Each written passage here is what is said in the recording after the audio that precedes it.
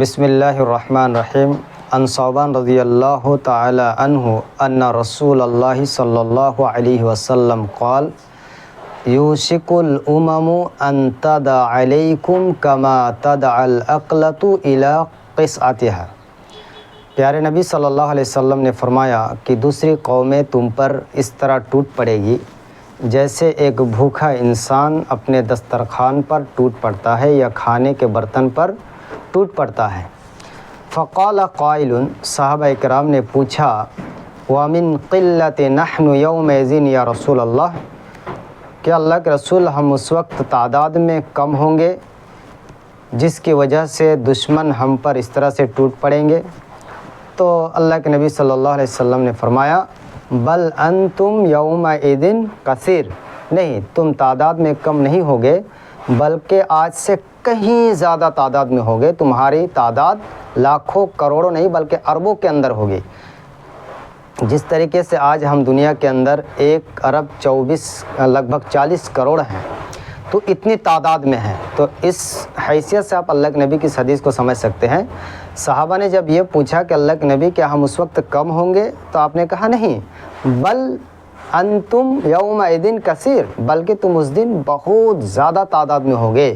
لیکن بات یہ ہوگی غصاء کا غصاء السیل ولکنکم غصاء کا غصاء السیل، لیکن تمہاری حیثیت ایسی ہوگی جیسے سیلاب میں بہتا ہوا جھانک، یعنی سیلاب کے پانی میں جیسے کوڑا کرکٹ اور جھانک بہہ کر نکل جاتا ہے، اس طریقے سے تم جو ہے دشمنوں کے سامنے ہلکے پھلکے ہو جاؤ گے، تمہارا کوئی وزن نہیں ہوگا۔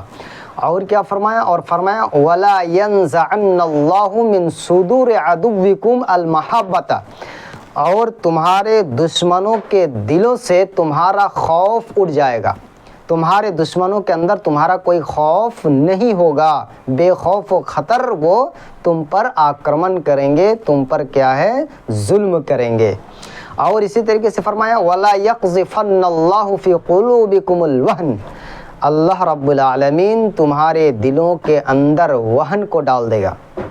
اللہ تمہارے دلوں میں کیا ہے وہن ڈال دے گا، تمہارے دلوں کے اندر وہن پیدا ہو جائے گا۔ پھر صحابہ کرام نے پوچھا وَمَا الْوَهْنُ یا رسول اللہ، اے اللہ کے رسول وہن کیا چیز ہے؟ تو اللہ کے نبی نے فرمایا حب الدنیا و کراہیت الموت، دنیا سے محبت اور موت سے نفرت یہ وہن ہے، اور یہ چیز تمہارے دلوں کے اندر رچ بس جائے گا اور تم دنیا دار ہو جاؤ گے، جس کی وجہ سے ساری دنیا تم پر ٹوٹ پڑے گی۔ یہ ہے میرے بھائیوں صحیح ابو داؤد کی روایت ہے۔ اس حدیث سے ہم سمجھ سکتے ہیں کہ آج جو دنیا کے اندر مسلمانوں کے اوپر ظلم، زیادتی، انیہ، اتیاچار اور ان کو ستایا جا رہا ہے، کوٹا جا رہا ہے، پیسا جا رہا ہے، کاٹا جا رہا ہے، مولی اور گاجر کی طرح سے اس کو جو ہے اچھی طرح سے کاٹ دیا جا رہا ہے، تو یہ ساری مصیبتیں آنے کی وجہ اللہ کے نبی نے ایک چیز بتائی کہ وجہ دراصل یہ ہے کہ تم دنیا کے محبت کرنے والے ہو جاؤ گے اور موت سے نفرت کرنے والے ہو جاؤ گے، اور جس کی وجہ سے تمہارا ایمان اور عمل سب کمزور ہو جائے گا اور دشمن کے اندر سے تمہارا خوف چلا جائے گا۔ کیوں؟ اس لیے کہ تمہارا ایمان کمزور اتنا ہو گیا کہ جیسے بے دین ہے، سود خور ہے، گانجا خور ہے، مد خور ہے، شراب نوش ہے، جوا باز ہے، یہ سارے اعمال ایک بے دھرم کر رہا ہے، ایک مسلمان بھی کر رہا ہے۔ تو ایک مسلمان کے اوپر اللہ کی مدد کہاں سے آئے؟